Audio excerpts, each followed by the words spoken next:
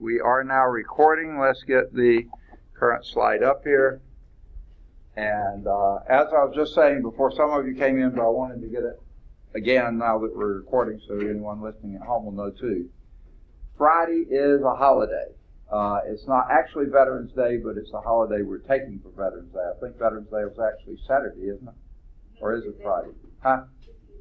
11th, okay, and today's the 6th, so yeah, Friday's the 10th, but because it falls on a Saturday, they're going to give us Friday off.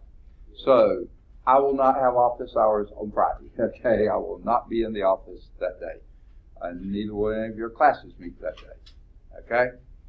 Now, there is another idea I'm toying with. I've got to check it out to see if it's okay to do, but I'm really fired up about the election coming up on December 12th. I think it's one of the most important elections we may have had for a long time, and I want to encourage every one of you to vote. I think you're all 18, right? Okay, are all of you registered to vote? Yay or nay? I am. Okay. If any of you are not, you still have time to register before the 12th of December, okay? To vote in the 12th of December. Don't wait till the 12th of December. It'll be too late to vote. But please vote, folks. It's one of the most important things that we need to do as a democracy. Right now, my wife is doing some calculations on it. In the primaries, the top vote getter got 8% of the registered votes in the state of Alabama. 8% of the people are deciding who's representing us. Now, it's going to be more than that in this election, but it is going to be pitifully small. Every vote counts. I know you always hear that, but it really, really does now, because right now a small group of people are deciding everything, and they really don't want you to vote because they want to decide everything. So please get out there and vote, okay? I'm not telling you who to vote for, but don't miss the chance to vote ever, especially December 12th, okay? Now, another thing. Miss Geraci, who's our math team coach, is still looking for potential math team members. They're wanting to start doing some practicing now. That you'll just need to be here next year. And if you are going to be here next year and want to participate, this is the time to start the practice. And it's fun. It actually is fun. You'll won't believe how much easier your math courses will be if you're exposed to the math team, and you're going to be hitting stuff in a fun way before you need it for a test way. And you'll know it much better that way. So please consider.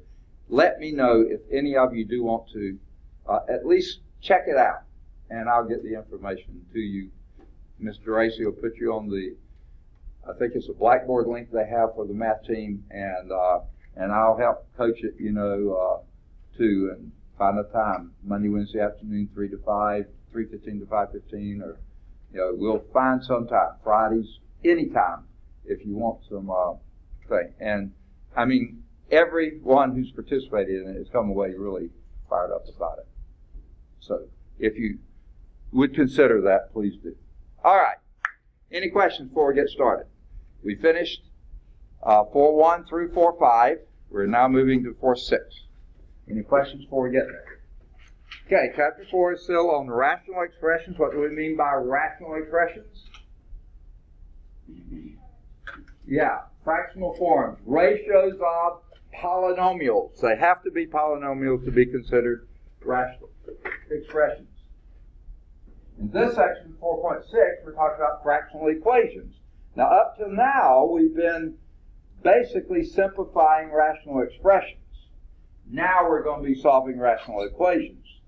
Do you think that's a little easier or harder? Frankly, I think it's easier, because now you can multiply things on both sides of the equation, stuff that wasn't legal before when you didn't have an equation. All you had was expression, you just could simplify. So now we're solving fractional equations. So we will solve rational equations. We will solve proportions. Are any of you in the medical field? Think you might get there, okay? If you are, proportions are going to be one of the key elements of dosaging, okay? Figuring out if a certain thing needs to, a child has to have so many grams per kilogram of weight or something like that, of mass, then you have to do a proportion to figure out what the proper dose is. Now I know someone else is probably going to be writing the orders, but you don't want to give something wrong just because someone else made a mistake. You say, wait, that's way too high. Proportions are one of the most, and what's more, guess what? You're going to have to do pharmacology. Okay, in pharmacology, you're going to be doing this all the time. So this is the most important part of this course for the nursing students. Okay? And we'll solve word problems involving ratios. Okay, and some of those will involve proportions. The fractional equations used in this text are of two basic types. One type has only constants as denominators. They're pretty easy, okay? We're used to those. The other type contains variables in the denominators. There we have to pay a little more attention to make sure we don't ever make that denominator zero, okay? We have considered fractional equations that involve only constants in the denominators so far, okay?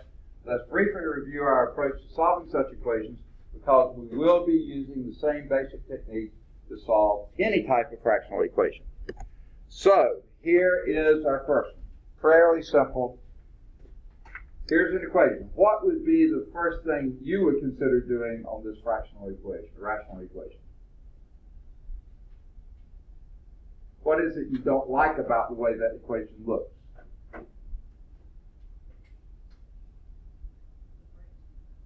Say again? What? Okay, what would make it simpler? If you didn't have any denominators. So that's exactly what we look for first. Common denominators. But this time we look on both sides of the equation. What's the least common denominator of 3, 4, and 6? 1. Okay, no, it has to be common. 3 won't go into 1, 4 won't go into 1, 6 won't go into 1. You're going the other way, not this way, but that way, okay? 12, exactly. 3 will go into 12, 4 will go into 12, and 6 will go into 12. Nothing less will work. That's the least common denominator. Okay? So what do we do with it? What are the rules for solving equations? Anyone remember? It's way long time ago. Think of it as a seesaw. The equal sign is the fulcrum. Okay? Whatever you do to one side, you got to do the same thing to the other side. You can add the same thing from both sides. You can subtract the same thing from both sides. You can multiply the same thing from both sides or divide the same things on both sides as long as you don't divide by 0. And don't multiply by 0 either, by the way. So, you found the least common denominator. What might we want to do with it? How would we get rid of those denominators you y'all don't like?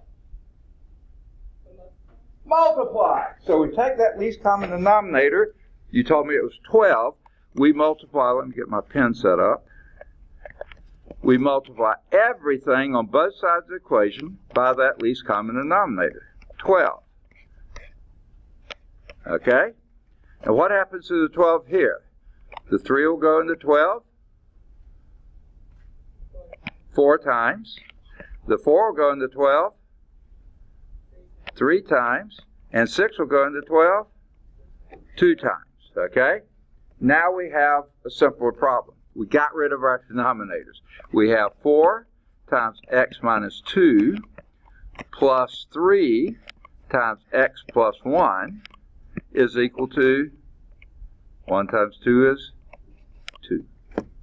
Now what do we do?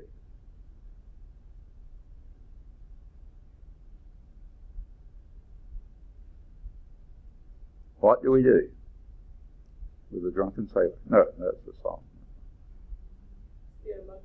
Yes, let's distribute those numbers across the parentheses. What does the first one give you? 4x minus 8 plus 3x plus 3 is equal to 2. Now what do we do? Combine like terms. What do you see as like terms on the left? 4x and 3x, how do they combine?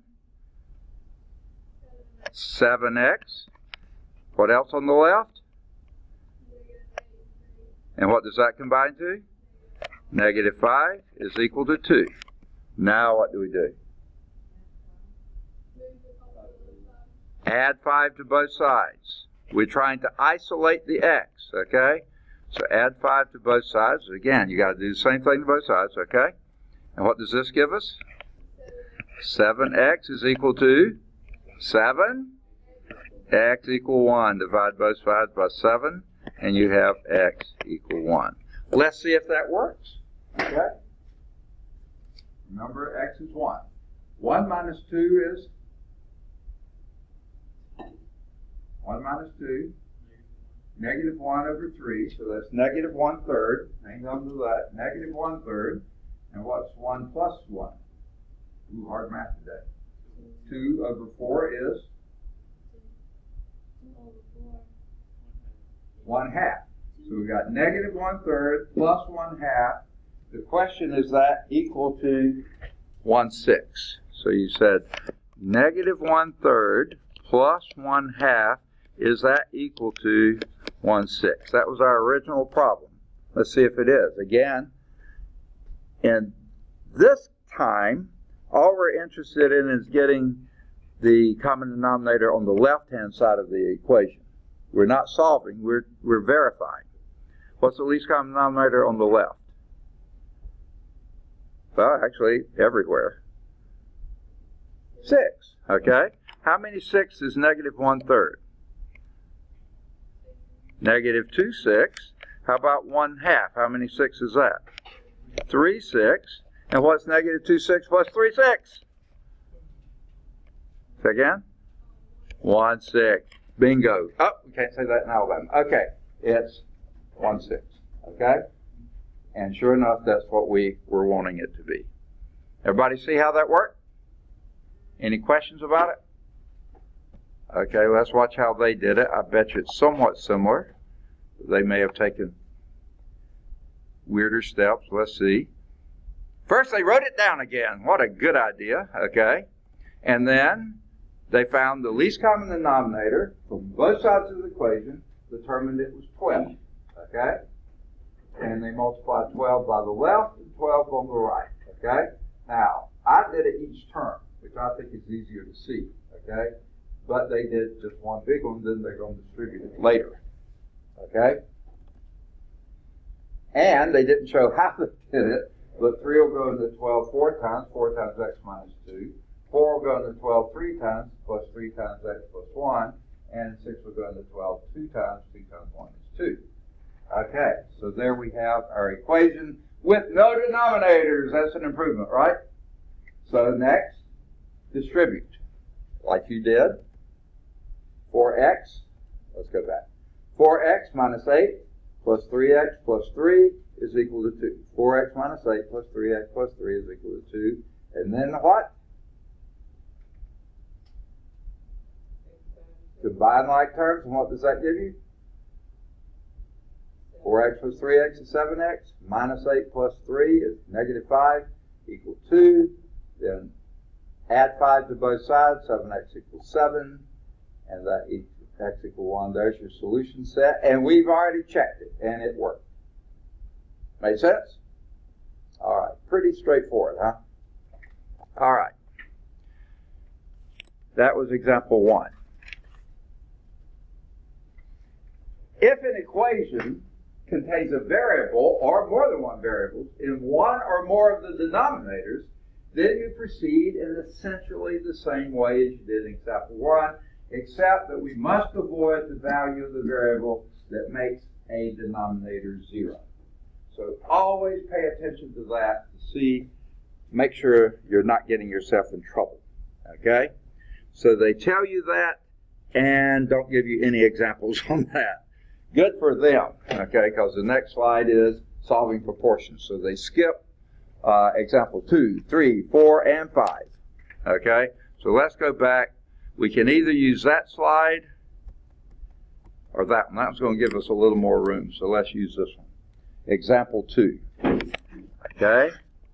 This is 5 over n plus 1/2 is equal to 9 over n. what might be your first step? Now, actually, I'm going to tell you a first step we didn't do before, because then we had all numbers there. We knew none of those numbers were zero. This time we have to look at that and say, okay, this is a great problem as long as n is not equal to 0. So I like to go over here and say n cannot equal 0. Okay, keep that in mind. Most of the time it's not going to bother us. It won't be an issue. Never a bad idea to note that in your brain. Okay? Now, what do we do with that then? What did we do before? Common denominator. What would be your common denominator here? Not 2. N won't go into 2 necessarily. 2n. N will go into 2n, 2 will go into 2n, n will go into 2n. Yeah, so the least common denominator is 2n. What in the world do we do with it? Multiply everything on both sides by that least common denominator. Okay? And what does the first term give us? What happens there? What happens there? The n's divide away, multiply away, whatever you want to call it. That leaves us what? 10. Okay? And the next term, the 2's go away, and that leaves us n. Okay? And in the last term,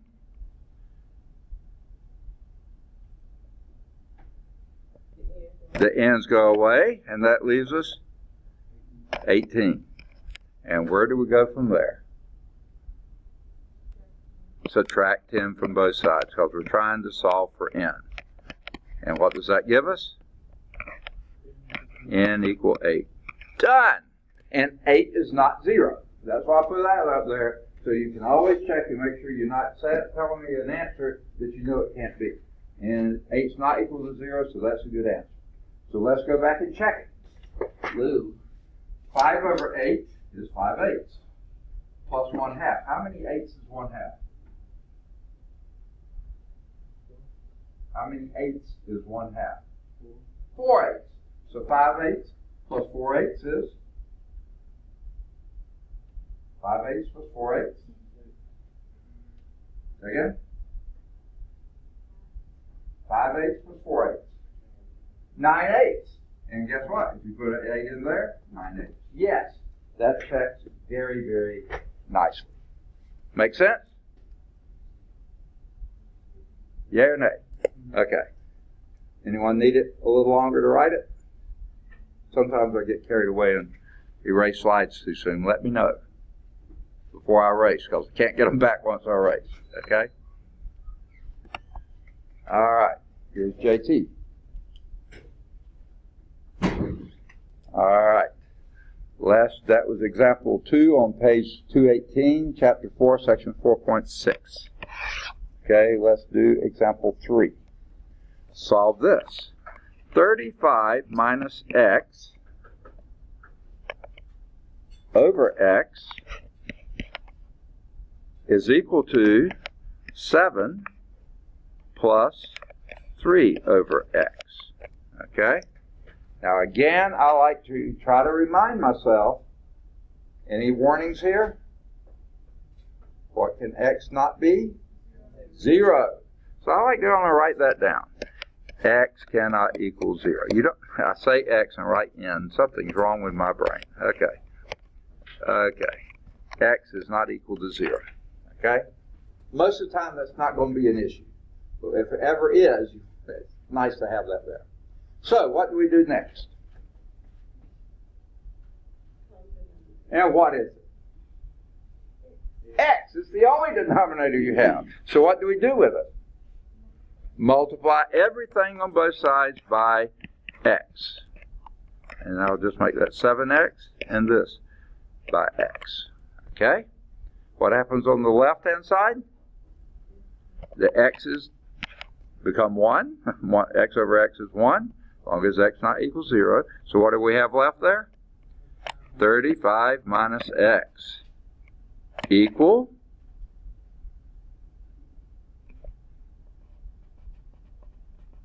7x. Okay, and what happens on the next? Plus 3, because the x's again become 1. Okay, so that becomes 3. All right, we got rid of denominators. It makes it a simpler equation to deal with. What would you do next?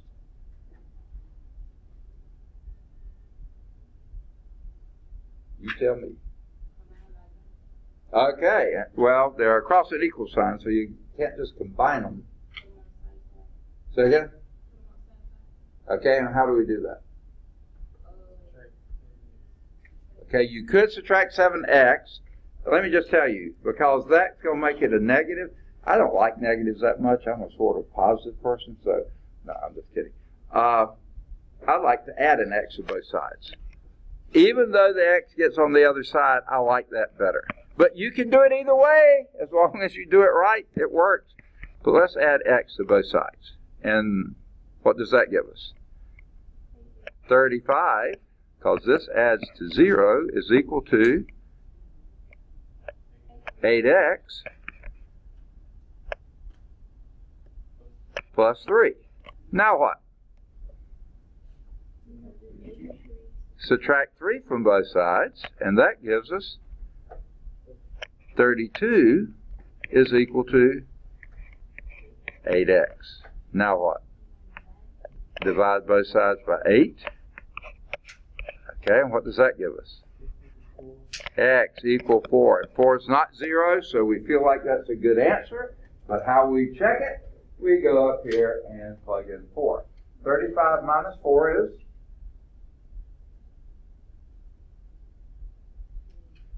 31 over 4, right? 31 over 4. Oh, a nice, beautiful number, isn't it? Okay? 31/4. Remember that. Is equal to 7 times 4 is 28 plus 3 over 4. Okay? All right. This is Chris, right? Okay. All right. All right. What we had, we're on example 3 near the bottom of page 218, section 4.6. Okay, what we had, we're checking our answer now. We had 31/4, and over here we had that was 28 3/4. 28 3/4. Is that true?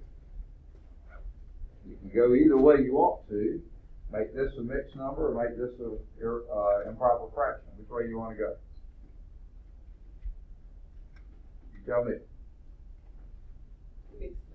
Huh? Make this a mixed number? 4 go into 28? 4 go into 31? How did I get 28? Yeah, that's right. Okay. Yeah. Okay. Something seriously wrong here, folks.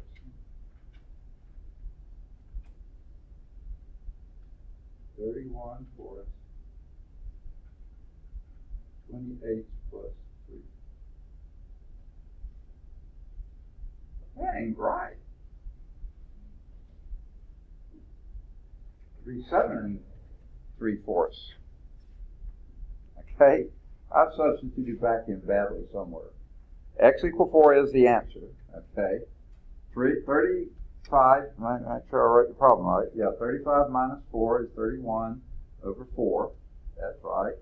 Equals 7 times 4 is 28 plus 3 over 4.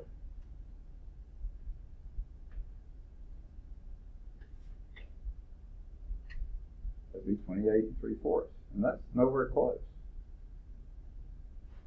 Well, what have I done wrong? It's something stupid.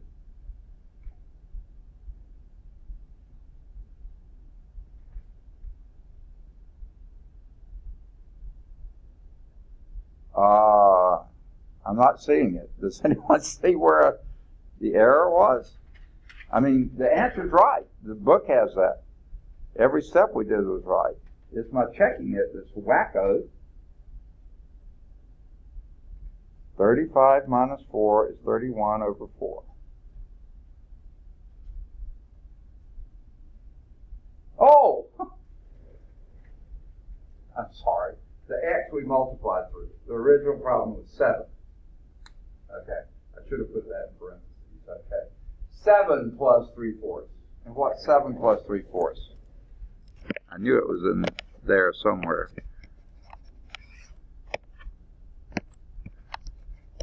Okay, now let's do it. 4 will go into 31 7 times. 7 times 4 is 28. 28 from 31 is 3. 3/4 left over.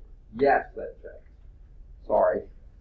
I multiplied through by x. That wasn't part of the original problem. That's being lazy. I didn't write down the original problem. I wrote down what I thought was, I just worked on that. Sorry about that. Okay. Duh.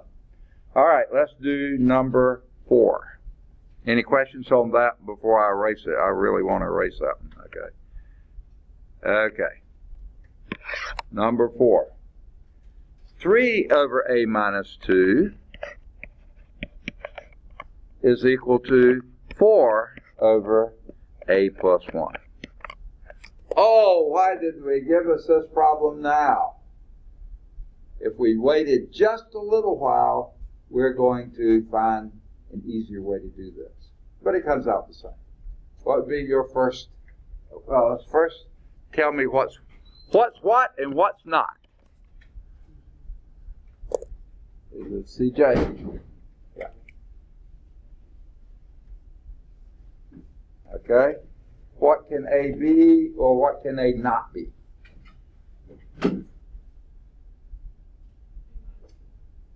Okay, A minus 2 can't be 0, so A can't be. Okay, write that down. A minus 2 cannot equal 0. Then we do what? Solve for A. What would we do?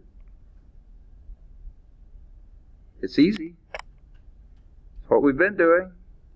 Just no, not even that.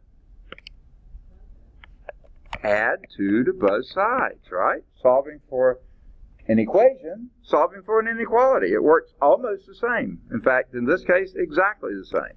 So this goes away, and this says A cannot equal 2.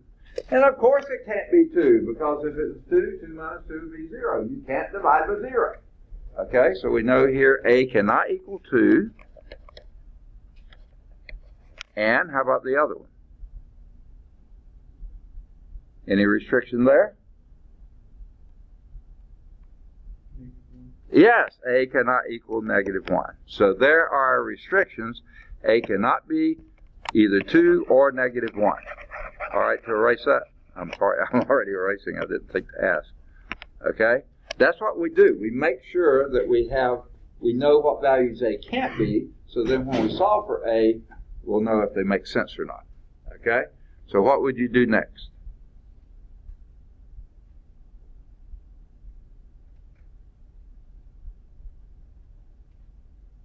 What would we do next? What is it you don't like about that, the way it looks? You love the way it looks. Denominators. What's wrong? You don't like denominators, right? Now, I'm biasing you. You love denominators. I don't care for them that much. So what do I want to do? Least common denominator. And how would you find that in expressions like that?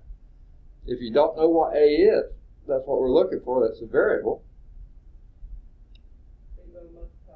Multiply them together. The least common denominator is A minus 2 times A plus 1. So that's what we multiply both sides by. A minus 2 times A plus 1. That's you don't know what A is, so that's your common denominator. Multiply this side by A minus 2 times A plus 1. Okay, what happens on the left? A minus 2's go away. And that leaves you with 3 times A plus 1, right? You see that? That's what's left. A minus 2 goes out, 3 times A plus 1. Just got it written backward, kind of, but it's okay, right? Everybody see it? Make sense? Okay. That's equal to what happens on the right. A plus 1's go away, okay? And that leaves us with 4 times A minus 2. Now what should we do? Distribute. And what does that give you on the left? 3A plus, what do you say? 3, that's good, equal 4A minus 8. Very good. Now what do you choose to do? Okay, not quite. You got to move them to the same sides and then combine them, or you'll be doing that while you combine. And what do you want? How do you want to do that? Yeah, I like subtracting 3A. You could subtract 4A from both sides. That works too, but it gives you negatives. I like it this way, minus 3A. And what does that give you? 3 is equal to A minus 8. Now what?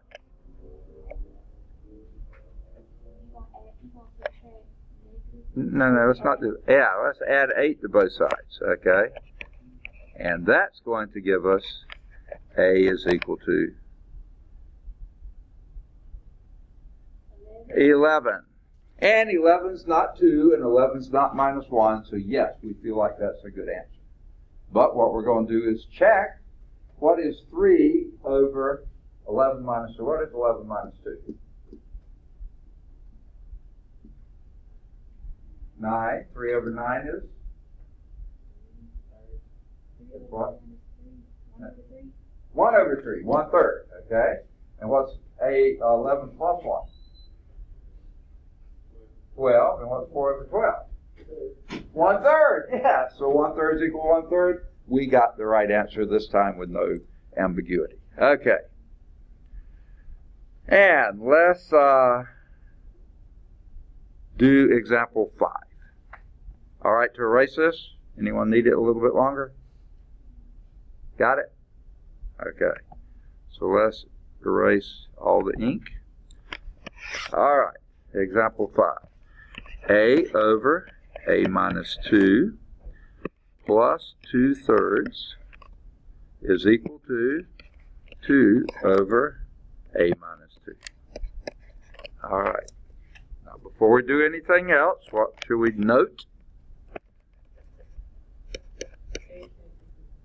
A cannot equal 2. Is that right? Yeah. Okay. So what do we do next? The common denominator. What would that be?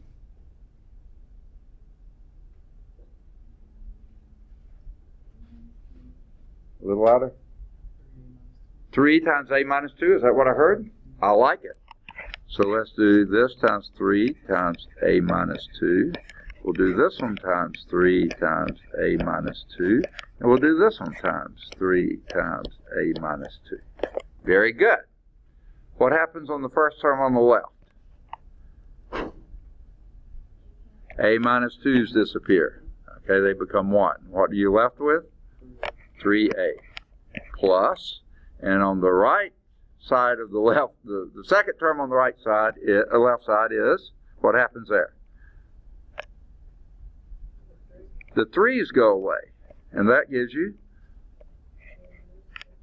say again, 2 times A minus 2. Is that what you said?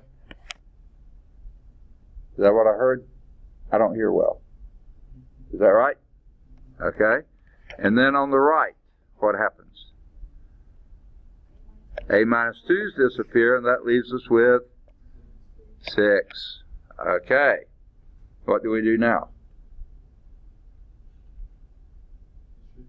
Distribute. So you got 3A here, nothing happens there, plus 2A minus 4, supposedly that's equal to 6. What do we need now? You've been wanting to do it for several times now. Yeah, add 3A to 2A, and what do you get? 5A minus 4 is equal to 6. And then what? Add 4 to both sides. Very good. And what does that give us? 5A is equal to 10. And then what? Divide by 5. And what does that give us? A equal 2. Is that your answer? Why not? Because A cannot equal 2. Okay? Now, if you forgot to write that there, to go up and check afterwards and compare, all you have to do is as soon as you go to check the problem, you see, no, A can't be 2, because if I plug 2 into that first term here, it'd be 0 in the denominator. So right there. That's why it's a little easier to do it right up front, and then when you get your answer, compare. Not equal to 2. So this has no solution. Okay? Don't want you to think that tons of problems are going to be like that, but you could have some. A equal to 2, and because of this, not a solution. Okay? No solution. There is no value that will make that work. The only one that would be A equal 2, and A can't be 2. All right. Any questions on that? All right. Let's now move to, I backed up to get white space. Okay, now we're going to solve proportions. Does anyone know what a proportion is? A pretty simple definition.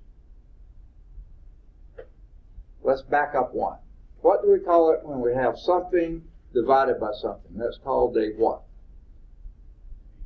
A ratio, exactly. And at any time you have two ratios set equal to each other, that's a proportion. That simple. Two ratios equal to each other is called a proportion.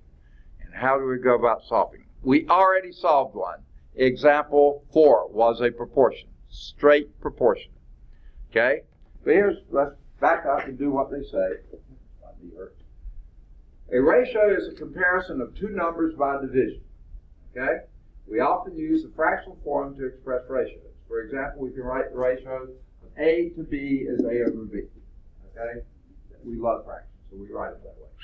A statement of equality between two ratios is called a proportion. Exactly what I said. If A over B is equal to C over D, that's a proportion. So if A over B is equal to C over D, now what can B not be? 0, and D can't be 0. Okay, as long as that's held, then A over B, and they're equal ratios, we can form the proportion A over B is equal to C over D, as long as B and D are not 0. How do we go about solving? Well, how we just did was take least common denominator, B times D, and multiply this with that, and this. Okay, that's a little long, especially when they're a little hairy like the one we had, which wasn't too bad. Here's another way. Anyone know? Cross multiply. You cross multiply across an equal sign when you have one ratio is equal to another, and that's what they're going to show us now. We deduce an important property as this. There's your proportion. And what we did before, find the least common denominator, BD, multiply this side by BD, that side by BD. On this side, the B's go out, and on this side, the D's go out, and that gives you AD is equal to CB. AD is equal to CB. So you had to go through a few steps to get there. What you could have done was just cross multiply. AD is equal to CB. There it is. In one step, you're there without finding least common denominator. Anything else, that's the cross multiplication property of proportions. If you have one proportion, one ratio, equal to another ratio, as long as those denominators aren't 0, then and sometimes I've seen it written this way, the product of the extremes, A times D, is equal to the product of the means, C times B or B times C. It doesn't matter what order you write it. Or just cross multiply and set them equal to each other. Now, this has to be perfect ratios, okay? Some of the ones we did, we had another term there. That wouldn't be a ratio then unless you get it into that. So let's first go back and do example 4 again, okay? Okay, let's do example 4 again. Like I said, when we were doing it, I said, don't do this one here, wait one. 3 over A minus 2 is equal to 4 over A plus 1. That is one ratio equal to another ratio, right? Two ratios equal to each other is a proportion. What would you do to solve this?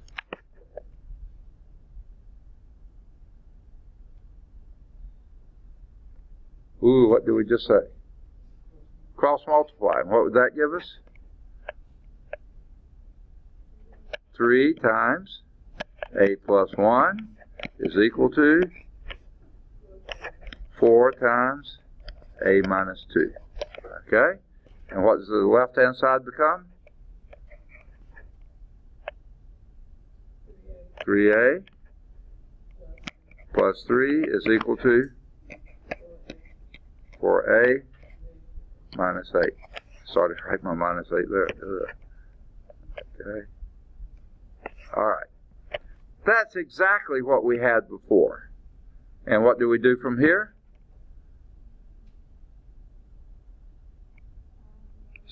Subtract 3a from both sides. And that gave us 3 is equal to a minus 8. And then we added 8 to both sides. And we got a is equal to 11. Exactly what we got before. We checked it and everything. Yeah. And it just removes the step of least common denominators, multiplying with least common denominator. Hold all of that up, just cross multiply. Set them equal to each other, you got it. Now you got to have an equal sign in between. Now those other examples, let me just back up a little bit.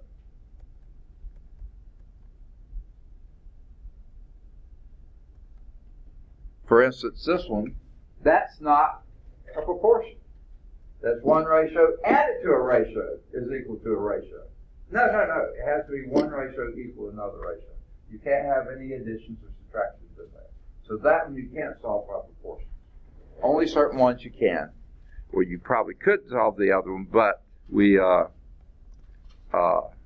have to do a lot more work to get there. Okay.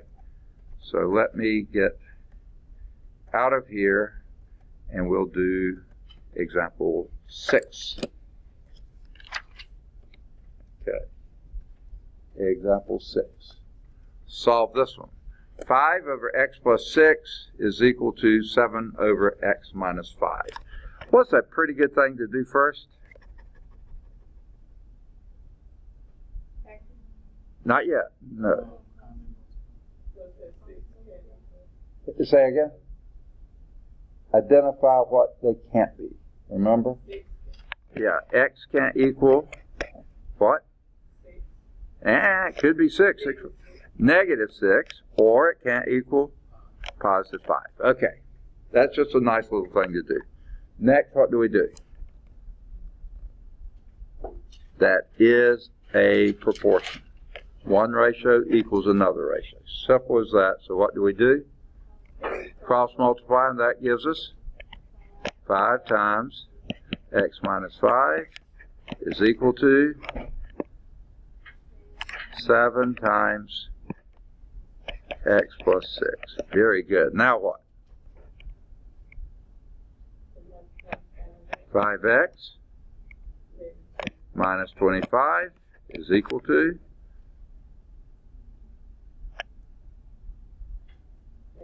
7x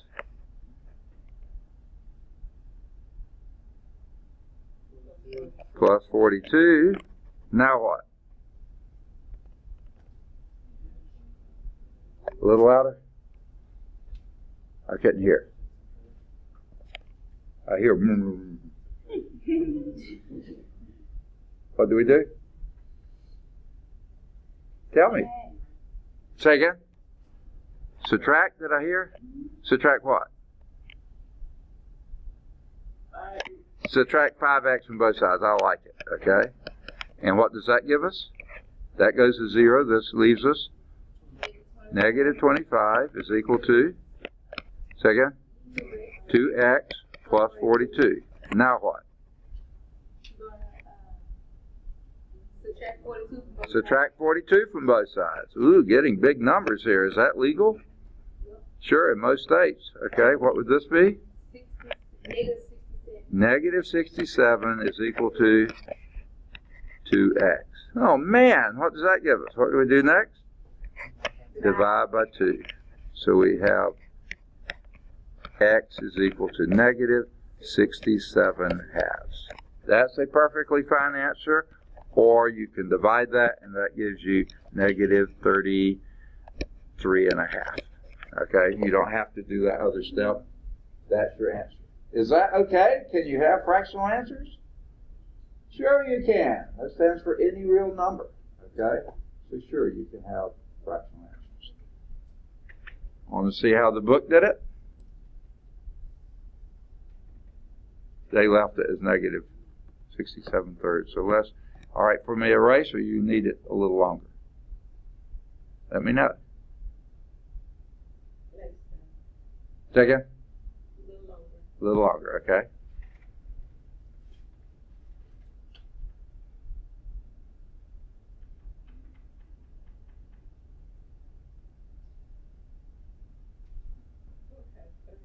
Okay? All right, let's erase all ink. It's all going to show up again. So, first thing to do is copy it down again. What a good idea, but they also identified the x cannot equals. Oh, they missed it, didn't they? They should have a -6 in there. Shame on them. They messed up. Okay, that's a minus there. Except I try to write it and it's there. That's a -6. Sorry, it's ugly, but okay. I didn't check, but neither. Negative 67 halves is not 5 or -6. So yeah, we were okay. And then the next thing to do, because it is a proportion, just cross multiply. 5 times x minus 5 is equal to 7 times x plus 6. And then what was the next step?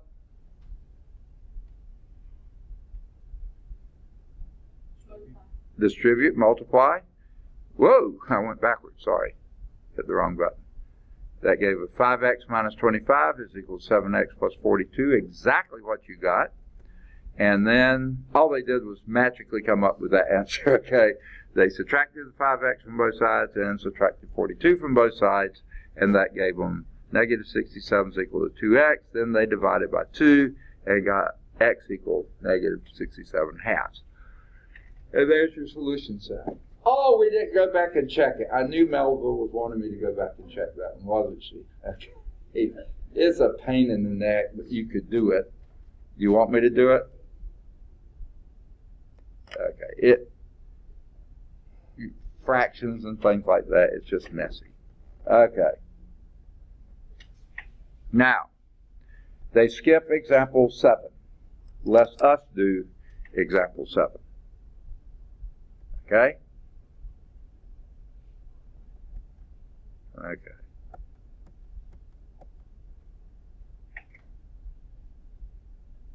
All right, let me erase that. Okay. Example 7. Solve this. X over 7 is equal to 4 over x plus 3. First thing we do is note what can't be and what can't be.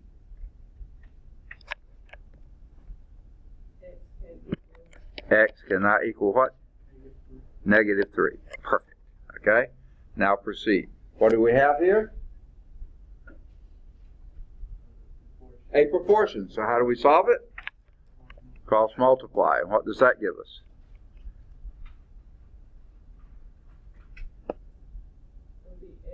X times plus 3.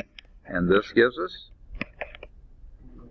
equal, second, 28. Excellent. Now what? Distribute. And what does that give us? X squared plus 3x equal 28. Now what do we need to do on this one? Subtract what? Yeah.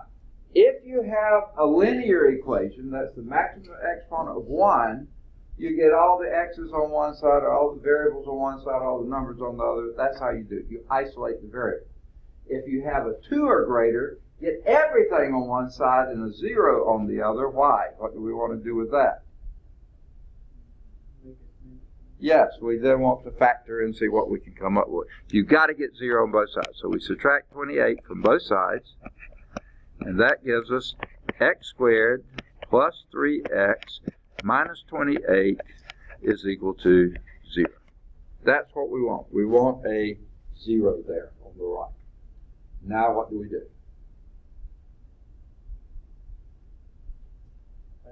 Factor.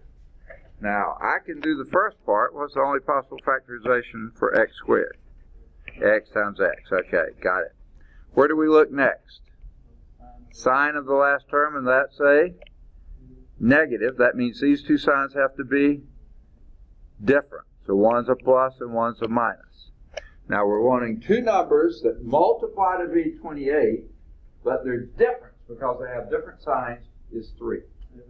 7 and 4. Which one's going to win here? Huh? Yeah, the plus has got to be the 7, and the minus with the 4. Perfect. That's equal to 0. You can always go back and check this by formula. X times x is x squared, minus 4x plus 7x plus 3x minus 28. Yes. Okay? So what does this give us? Either. Say again?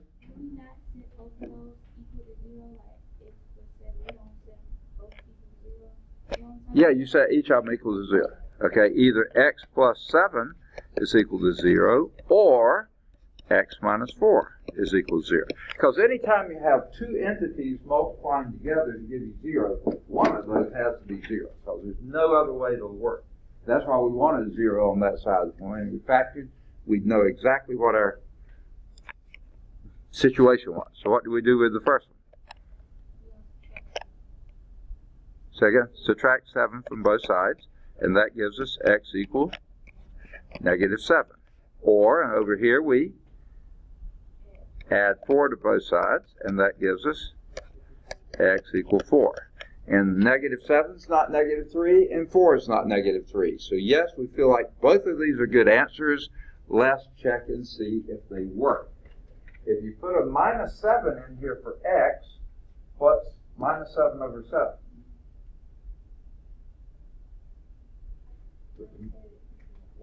Negative 1. And if you put x in for 4 in for x, 4 over 4 plus 3 is? No, I'm sorry, put negative 7 in. Put 7 in here, so we put 7 in here. Negative 7 plus 3 is? Negative 4, and 4 over negative 4 is also negative 1. Yes, those check. Now let's do our 4 and on both sides. Over here, 4 over 7 is 4 sevenths. Over here, you put a 4 in down here. 4 plus 3 is 7, 4 over 7. Yes, both of those work. So we have two solutions on this one. Either x equal negative 7 or x equal 4. Good deal. Now, any questions so far? And by the way, I haven't said this today, I need to say it every day. On every one of these examples, they have a little classroom example over on the side. Now, I guess how this is designed is I work the example in the book and then have you work the classroom example. And if you'd rather go that way, we could, but I just feel like y'all can work the example in the book and then do the classroom examples as soon as you can after class. That way, it'll be fresher on your mind. Because for me to work the problems, I know how to work them. I want you to work them, okay? So let's move on to solving word problems, yes, involving ratios, okay? Now, this is not the one that's in your book. I mean, yeah, this is a little bit different from the one in your book. You want to do them both or just the one in your book? See, this slide set is from the past edition. This is the new edition. You want to do just the one in your book? Huh? Or both? You want to do this one too? Okay, let's do this one. On a certain map, 1.5 inches represents 25 miles. You've seen that on maps before, haven't you? All right. Chuck? No. Chuck, I thought so. All right. right, you've seen that on maps before, right? This much equals 25 miles, okay? That's how you do maps. You scale them down, right? If two cities, have any of you ever seen a map before? You live in the thing of GIS, okay? You don't ever have to have a map, do you? It's a nice thing to know how to do a map, okay? Represents 25 miles. That's probably why they took it out of the new edition, by the way. If two cities are 5 1/4 inches apart on the map, find the number of miles between the cities. What would be your approach to this? I'll give you mine. That first sentence there. On a certain map, 1 1/2 inches represents 25 miles. You know what I'm going to do? I'm going to write that as a ratio. 1 1/2 inches is to 25 miles. That is a ratio. If two cities are 5 1/4 inches apart, now where would this go if we're setting up a proportion here? On top, because that's where your inches are. And that's on the map. And on the map it's 1 1/2 inches. In real life it's 25 miles. You want to know how many miles. So this is going to be your variable down here. What do you want it to be? What answers the question? Find the number of miles between the cities. X, okay? Let X equal number of miles between cities. I like the name of the cities, don't you? Descartes and Newton. All right, good. Good math village. Okay, never mind. All right. So this was 5 1/4 inches. And down here was your X. That's what we're looking for. How many miles? X number of miles. Okay? How would we solve this? Using proportions. Cross multiply. And that gives us 1 1/2 X. You know, mixed numbers really don't work that well here. So let's write that 1 1/2 as a improper fraction. What would that be? 1 1/2 is how many halves? Say again? 3 halves. Okay, I thought that's what I was hearing. 3 halves X is equal to, and when we multiply that way, let's not use 5 1/4. How many quarters would that be? Okay. I want to get that 5 1/4 written as an improper fraction. What would that be? 21/4. Excellent. Okay, 21/4 times 25 miles. There's your other cross multiplication. Ooh, yuck, right? What might you do to solve that equation?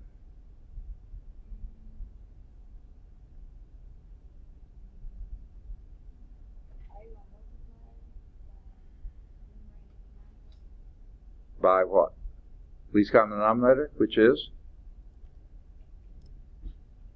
4. Okay, good eyes, okay? So multiply this side by 4 and this side by 4. Okay, I just don't like denominators that much. What happens here? 2 will go into 4 twice, so what do we have here? 6x is equal to, and the 4's go out, you still got to multiply 21 by 25. Well, 20 by 25 would be 500. So this would be 525, I think. Okay? And then we do what? Divide by 6. Okay? And now your X would be 6, will go into 52, second? 87.5 miles. That's what the question was. How many miles? 87.5. Let's see if that kind of makes sense.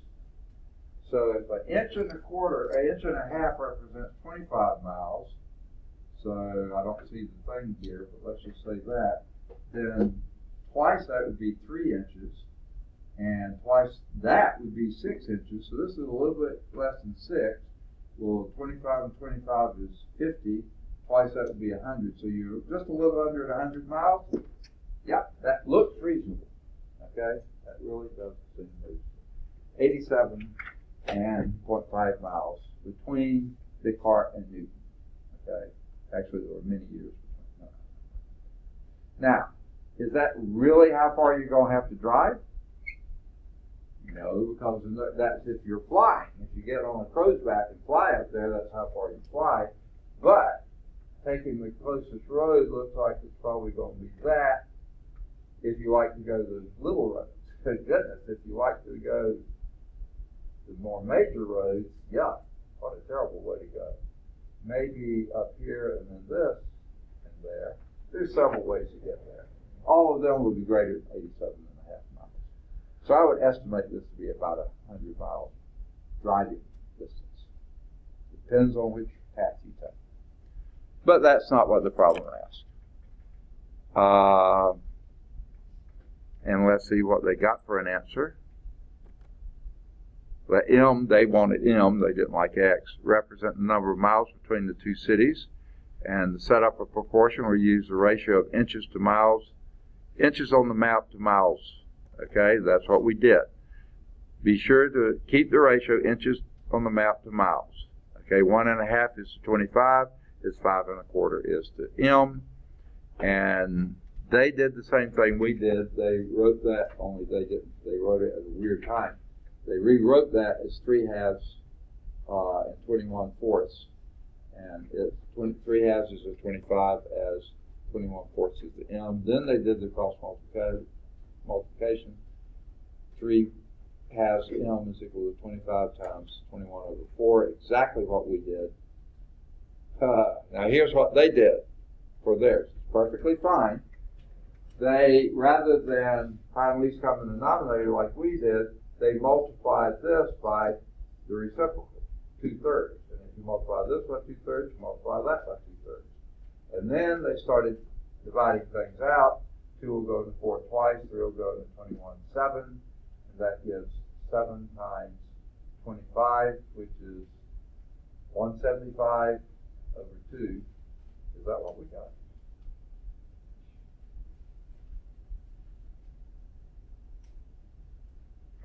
Right. 175 over 2, which was, 87.5 miles. Exactly the same. So there's another way to do it. Many ways to get there, as long as you get the right answer, that's fine. All right. That's the last slide in this set. Let's go back and do the 2 examples they did. Oh, we won't, will we? All right, we didn't have time to do examples 8 and 9. Oh, I can tell Kristen was so disappointed. I could tell she wanted this test on Wednesday, but no, it's going to have to be next Monday. Okay? What's that? 4.1 to 4.6. Okay? Your quiz was on 4.1 to 4.3. By the way, folks, if you haven't turned in the quiz, if you can get it to me today, I can get it back to you on Wednesday, or let you at least see it on Wednesday, so you can see what you missed. If you turn it in to me Wednesday, you're going to have to catch me sometime to see what you missed before test day on Monday. Okay? So please try to get the quizzes in sooner rather than later. Just looking at this, I'd say about probably less than half of you have turned in the quiz.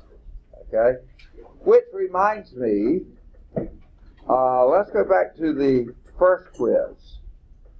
Did I return these? I think I returned them to you last time, didn't I? Yes, you did. Yeah, because one person withdrew, the other person has not paid, so I think she should have been removed from the class. Is anyone here who did not get their first quiz back? I didn't get mine. Okay. Okay.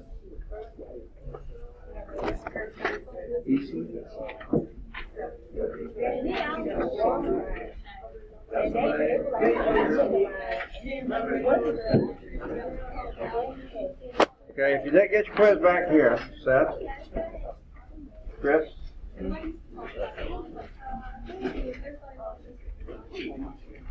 Nick.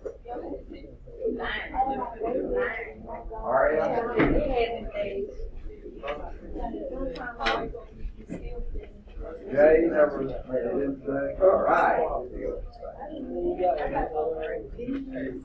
Jay didn't make it in today. Taylor didn't make it in today. Chuck. So Marcus didn't make it in today, did he? Okay. You got something for me? Yes, I need to resign my attendance for the job. Oh, okay. All right. Oh, I'm sorry. You were here today. I remember now.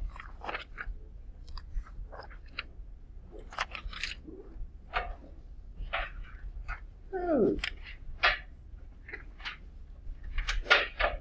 Sorry about that. All right.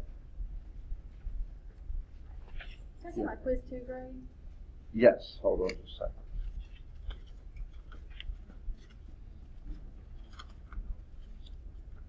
Well, something right past it.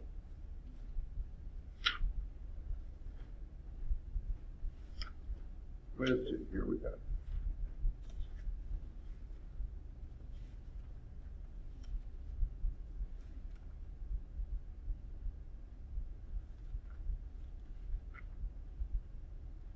Yeah.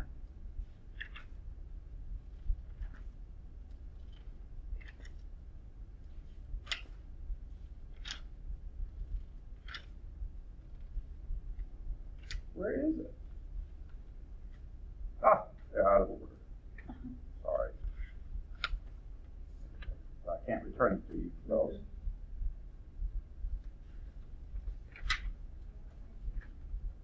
A 99. Because I didn't review Wow. stuff. What's that? Oh, giveaway things. Thanks. Okay. Yeah. All right. Okay. I'll get it again. Okay. All right. Let me see. Are you going to be teaching 112? I'm scheduled to teach it in this. Yeah. Yeah. Suffer through more of this, huh? Okay. What this is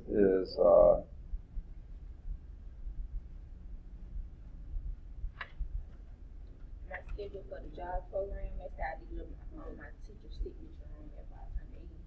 right. So I'm trying to figure out what I do. What do all these mean?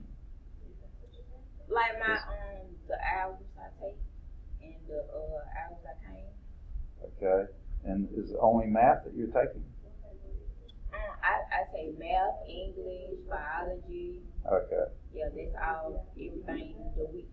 Oh, and I just verified that you have done this. Is that, Uh-huh. oh, I got it. Okay, got it. Okay. I see what I mean. So I got to leave room for everybody else to do too, right? I just need just one signature. Just one signature Yes, is all, just okay. one signature.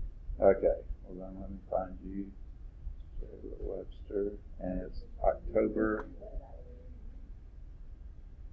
week 1, 2, 3, 4, and 5. Okay, so the whole month of October. Taylor Webster, 6. I had one absence there in the third I missed week. one. Yeah. On what day? On Monday. Okay. Yeah, on Monday. October the 16th. I had you as being absent that day. Okay. Okay. So that's week 3. On Monday. Yeah, were you here for your other classes, or were you miss that day too? I was here for, I probably had an appointment that day, so yeah. Okay, so then that gave you 3 here, okay, and 6 there. So 3 hour absent, okay? Yeah, everything else is hunky-dory. Okay. So I sign here? Yes, sir.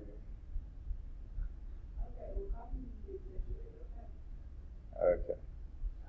All right, thank you. Good deal. Sorry it took so Yes, ma'am. Okay, I don't think it's really regarding that, but do you understand Pacific Standard Time? I'm trying to Okay. win a bid. I'm trying to win a bid on eBay, Uh-huh. and it's in Pacific Standard Time though. Oh, But- Pacific, yeah. Yeah, but that's 2 hours before our regular time. Right, well, yeah. We're 9:15 now, right? 2 9:20. hours. Yeah, so they're 7:15 now. Yeah, so if I'm trying to win this bid and it says it's gonna be at 7:13 a.m. PST time, so that means in order for me to win it, I need to wake up at 5 o'clock, correct? No. That is, we just passed that time. Yeah, that 9:15 here, 9:13 here is 7:13 there. See, that the sun's not up there. Well, it is by now. So They're 2 hours behind us. so they're 2 hours behind us or 2 hours before us? Because They're when 2 I hours behind us. Okay, so just That- so this it's gonna be Right 9:13. now it's 9:27 there. Right now. Okay. I mean 7:27. 9:27 here, 7:27 there. Okay, so what time do I need to wake up in order to catch the 4 in? Tomorrow, Mm-hmm. 9:13. 9:13. Okay. Yeah. Okay, Yes, thank ma'am. you. I'm sorry. Oh, okay, sure. Thank you. Okay, good. Okay. It's Math 100, by the way. Did I do it wrong? You said Math 100. Oh, yeah. I'm sorry. Right, I'm yeah. my English. Yeah, okay. Oh, and for the essay, I was thinking about, I'm still like, I really don't know what to write about. I was gonna write about 3 famous mathematicians. Can I do it? You can do 3 or just 1. Okay. Yeah, if you want to. Or And you you want can me to compare include 3. like the bio too, like when they were born, where they lived. Whatever, at? yeah, whatever you, as long as it's mathematician, like to get a little math in there, what they did, you know, in mathematics, you know, that would And do be you right. want to? Do we have to relate it to how we use it now, today, or? That would be fine. I mean, if that's what's interesting you, do it, yeah. Or if you want to compare the 3, that would be fine. That's fine, yeah. So it's just 1 to 2 pages, so, yeah. Okay.